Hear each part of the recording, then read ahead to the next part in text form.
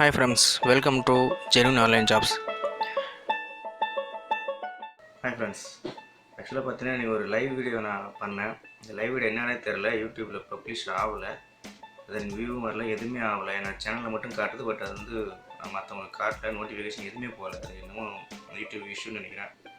அதை நான் ரொம்ப நேரமாக ட்ரை பண்ணி 2-3 தடவை நான் அந்த வீடியோ பண்ணி ரொம்ப அப்செட் ஆகிட்டேன். எனக்கு எப்போ டைம் கிடைக்குது அந்த டைம் இனிமேல் எனக்கு சொதப்பது பாருங்க. சரி, ஓகே, நான் அந்த லைவ் வீடியோவை இப்போ நான் அந்த இதில் வீடியோவை பண்ணிடுறேன். ஸோ நான் ஆக்சுவலாக லைவ் வீடியோவில் என்ன சொல்ல வந்தேன்னா, alternative for Amazon mechanical tech. Amazon mechanical tech நிறைய பேர் கேள்விப்பட்டிருப்பீங்க. ஸோ அந்த வெப்சைட்டுக்கு ஒரு ஆல்டர்னேட்டிவ் வெப்சைட்டு இருந்தால் நல்லாயிருக்கும், நிறைய பேர் எதிர்பார்க்குறாங்க. ஏன்னா நானுமே அந்த எதிர்பார்த்தேன் தான். அமேசான் ஏன்னா அந்தளவுக்கு அமேசான் மெக்கானிக்கல் வந்து ஒரு நல்ல ஏர்னிங் வெப்சைட்டு. அதை பார்த்தீங்கன்னா மதுரை சைட்லாம் இப்போ இன்றைக்கூட போய் பார்த்தீங்கன்னா ஒரு வெப்சைட் ஐடியுமே வந்து 50,000 1 லட்சம் வரைக்கும் சேல் பண்ணுறாங்க. அந்தளவுக்கு டிமாண்ட் அந்த வெப்சைட்டுக்கு, அந்த ஐடிக்குன்னா அவ்வளோ எஃபிஷியண்ட்டாக ஏர்ன் பண்ணலாம். ஸோ எல்லாம் டாலர்ஸில் அதிகமாக ஏர்ன் பண்ணிவிட்டு அந்த வெப்சைட் இல்லைன்னு நிறைய பேர் கஷ்டப்படுறாங்க, இன்க்ளூடிங் மீ. நானே வந்து அதில் ரொம்ப அந்த வெப்சைட் இல்லாமல் எவ்வளோ லாஸ் ஆச்சு எனக்கு. ஸோ அந்தமாரி பெஸ்ட்டு வெப்சைட் அது. ஸோ அதுக்கு ஒரு ஆல்டர்னேட்டிவ் இருந்தால் நல்லாயிருக்கும், நிறைய பேர் எதிர்பார்த்தாங்க. ஸோ நானுமே அதுமாரி பார்த்து கண்டுபிடிச்ச ஒரு வெப்சைட் தான் நான் சொல்ல போகிற வெப்சைட்டு. இந்த வெப்சைட் பார்த்தீங்கன்னா அந்தளவுக்கு இருக்குன்னு சொல்ல முடியாது, but nearly equal to Amazon mechanical tech. So அந்த வெப்சைட் பற்றி நான் இப்போ உங்களுக்கு லைவ் அந்த ஸ்க்ரீன்ஷாட்டோடு காட்டுறேன், வீடியோ காட்டுறேன், பாருங்கள். திரும்ப நான் வரேன்.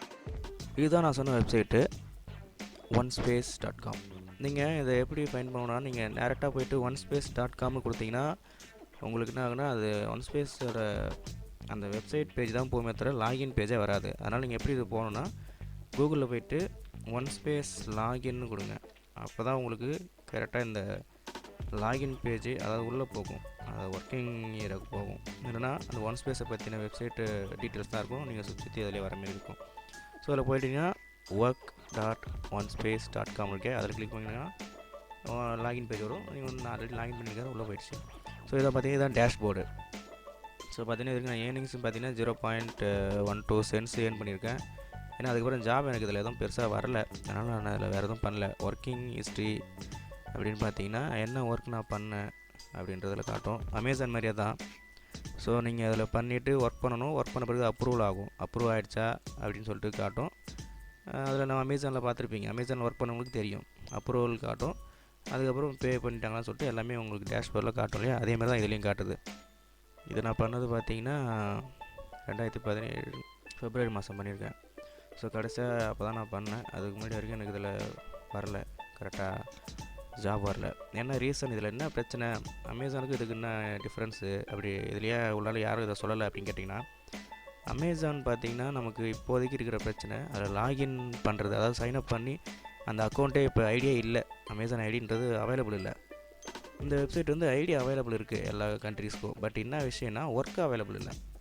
அமேசான் பொறுத்த பார்த்தீங்கன்னா அமேசான் எம்டர்க்கில் உங்களுக்கு வந்து இப்போ நீங்கள் ஜாப் ஏதாவது உள்ள போகிறீங்க, ஹிட்ஸ்னு சொல்லுவாங்க இல்லையா, ஹிட்ஸு போனீங்கன்னா உங்களுக்கு மேக்ஸிமம் குவாலிஃபிகேஷன் டெஸ்ட்லாம் இருக்காது. ஏதாவது 1-2 ரெக்வஸ்ட்டாக தான் வந்து ஒரு அவங்க ஹிட்டை வந்து முதல்ல குவாலிஃபிகேஷன் டெஸ்ட்டை முடிச்சுட்டு தான் உள்ளே போகிற மாதிரி இருக்கும்.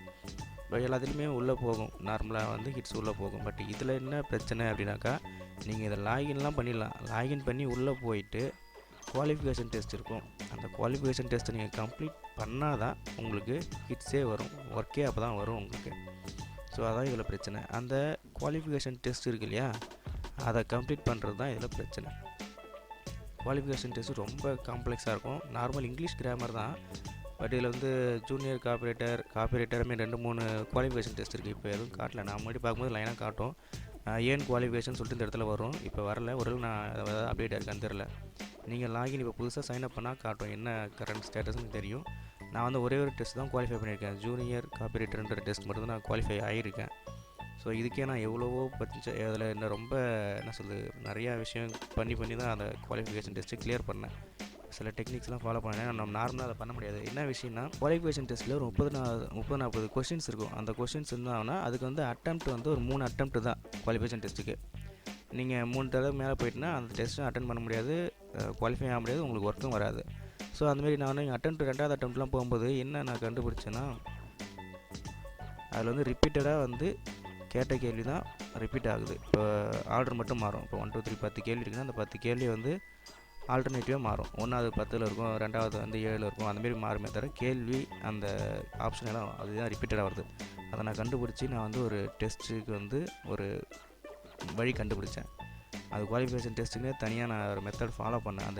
அதுக்குன்னு தனியாக இவ்வளோ வேலை பார்த்துருக்கேன் அதில் குவாலிஃபிகேஷன் டெஸ்ட்டுக்குன்னு. ஸோ அந்த டெஸ்ட்டு எப்படி இருக்கும், அதில் வந்து ரிப்பீட்டடாக நான் வந்து அதை நிறைய ஐடி க்ரியேட் பண்ணி நிறைய அக்கௌண்ட் க்ரியேட் பண்ணி அதில் எப்படி நம்ம வந்து பாஸ் பண்ணலாம் அப்படின்றதுக்கு நான் சில வழிகள்லாம் கண்டுபிடிச்சேன். அதில் பார்த்தீங்கன்னா இது வரைக்கும் நான் வந்து நிறையா டெஸ்ட் அட்டன் பண்ணியிருக்கேன். Carburettor, junior carburettor, quality assurance specialist, இந்தமாரி டெஸ்ட்லாம் நான் அட்டன் பண்ணியிருக்கேன். அதில் ஒரு டெஸ்ட்டு நான் எல்லாமே ரெக்கார்ட் பண்ணி வச்சுருக்கேன். ரெக்கார்ட் பண்ணி எந்தெந்த கேள்வி இருக்குது, அந்த கேள்விக்கெலாம் எந்தமாரி பதில் நான் வந்து இண்டிவிஜுவலாக கண்டுபிடிச்சேன். இது பார்த்திங்கன்னா இதான் இந்த டெஸ்ட்டு இப்படி தான் இருக்கும். அந்த டெஸ்ட்டில் இந்தமாரி கொஷின்ஸ் வரும். அந்த கொஷின்ஸ் நான் வந்து ஸ்க்ரீன்ஷாட் எடுத்தேன். ஸ்க்ரீன்ஷாட் எடுத்து, அதாவது ரெக்கார்ட் பண்ணி ஸ்க்ரீன்ஷாட் எடுத்து இந்த கொஷின்ஸ் எல்லாருக்கும் கொடுத்து, எனக்கு தெரிஞ்சவங்ககிட்டலாம் கொடுத்து, இதுக்கு ரெலவெண்ட்டாக எல்லாருக்கிட்டையும் நான் ஆன்சர் கேட்டேன். ஒரு 10 பேர்கிட்ட கொடுத்து வச்சிங்களேன், 10 பேர் ஆன்சர் கொடுத்தாங்க. அந்த 10 பேரும் ஈவனாக எல்லோரும் ஒரே பேர் ஆன்சர் எந்த கொடுக்குறாங்கன்னு பார்த்து அதை செலக்ட் பண்ணி இவ்வளோ தடவை வேலை பார்த்தா இந்த டெஸ்ட்டை நான் கிளியர் பண்ணேன். ஏன்னா அவ்வளோ கஷ்டம். பார்த்தீங்கன்னா உங்களுக்கே தெரியும், இந்த டெஸ்ட்டு பார்த்திங்கன்னா நார்மலாக இல்லை. இங்கிலீஷ் வந்து நார்மல் இங்கிலீஷ் கிடையாது. இந்தியன் நான் படித்த வரைக்கும் இந்த மாதிரிலாம் இல்லை.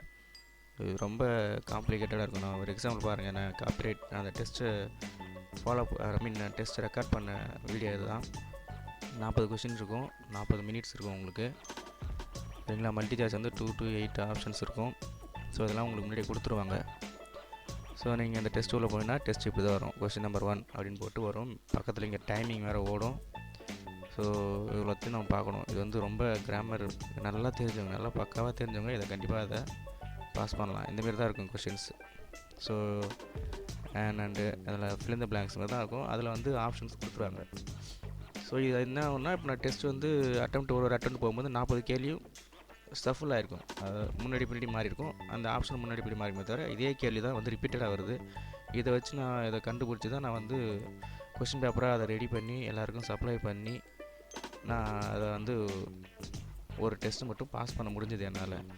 மற்ற டெஸ்ட்டில் வந்து ரொம்ப கஷ்டமாக இருந்தது. என்னால் வந்து இதை வந்து பாஸ் பண்ண முடியல. ஸோ இன்கேஸ் உங்களுக்கு ஏதாவது பாஸ் பண்ண முடிஞ்சால் சொல்லுங்கள். இப்போ அப்படி பாஸ் பண்ணிட்டீங்கன்னா கண்டிப்பாக இதில் ஒர்க் உண்டு. நான் அப்படி பாஸ் பண்ணதுக்கப்புறம் எனக்கு ஒரு ஒர்க் வந்துச்சு. அதுதான் இது. இந்தமாரி தான் இருக்குது. இது அமேசான் மாதிரி தான் இந்த ஒர்க்கும்.